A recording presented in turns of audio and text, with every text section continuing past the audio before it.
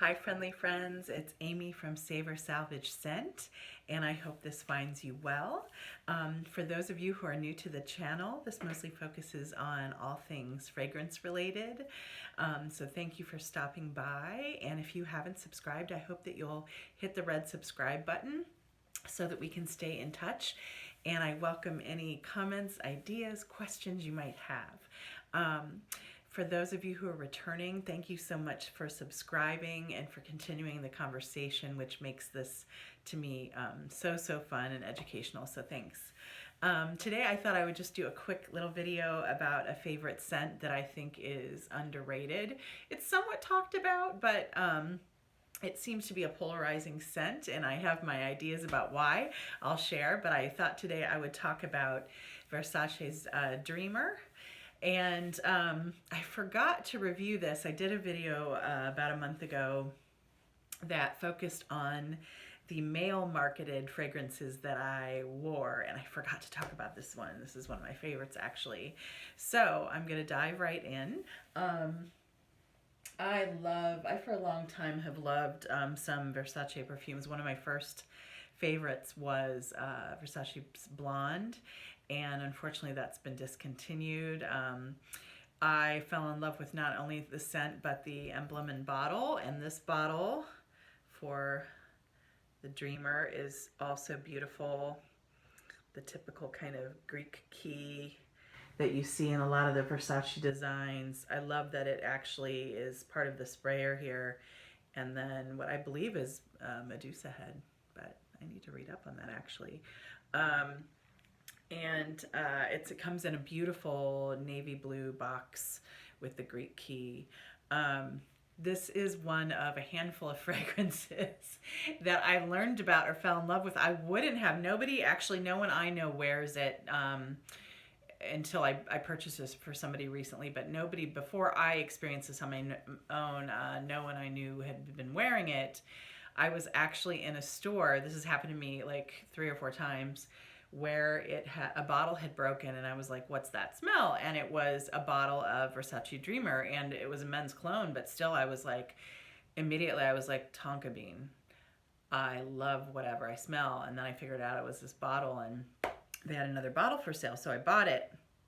And in the meantime, so I've had this for a couple years, and you can see there's a bit of a dent, not a huge dent. I wear it, I would say, every few months, and I love it when I wear it. I tend to wear it. One of the reasons I wanted to talk about it now is it's a great transition scent.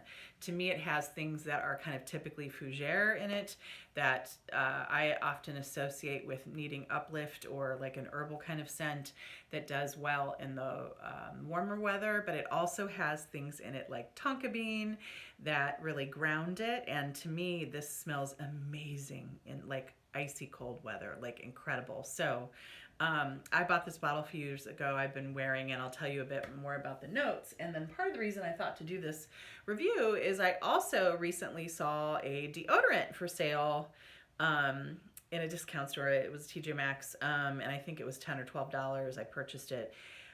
Sometimes when I buy a deodorant from a perfume line, sometimes they don't smell just like the perfume, but this is really good. It smells just like the fragrance, and it's a huge container, so this will last me forever. I thought that was a really good buy, so I can kind of double dose the days I wear it now. So let me tell you a little bit about the history and the notes, and then I'll tell you how it does in my skin. So it was released first in 1996. And again, the scent is called The Dreamer by Versace. The top notes are clary sage, lavender, and mandarin. The mid notes are geranium, rose, and tobacco. And the base notes are cedar and tonka. I think the reason this is a polarizing scent, as far as what I read online, is because, for me at least, the experience I have, when you first spray it or you first smell it, you get, so this is classified as both a fougere and an oriental perfume. And so a fougere, for those of you who aren't familiar, has kind of like barbershop qualities, so kind of herbal, and in this case, when you first spray it, I get a lot of the clary sage and the lavender. And so when you first spray it, it's like, whoo, and it's caught that vintage vibe for the first few minutes. And I think some people are just like, nope, I'm out. Like that's it for them. The reason I fell in love with this scent, I had smelled it once it had dried down, and I was like, oh my gosh. And that's, you'll if you read about the perfume or the fragrance, a lot of people will say that the magic happens when it dries down. Like it almost changes as a scent. I don't know if I mentioned this is a male marketed perfume, and anyways, I think it's perfectly unisex. It's got something for everybody as far as I can see. And for a lover of tonka bean, for me, that's it. So when it dries down, the kind of herbal elements soften a bit, and what really comes out for me is the tobacco and the tonka. And so this is just so gorgeous. But because of that little bit of fougere kind of element, it does great in the cold too. Like it's almost invigorating.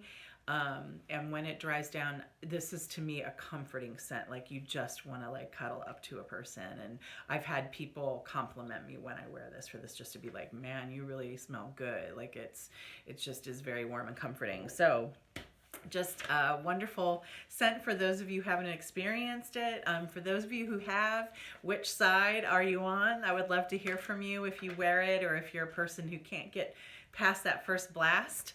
And I would also love to hear from you. Do any of you have deodorants in a perfume line or a scent line that you really love? I'd love to hear which are your favorites. Okay. Talk soon. Have a great day. Bye.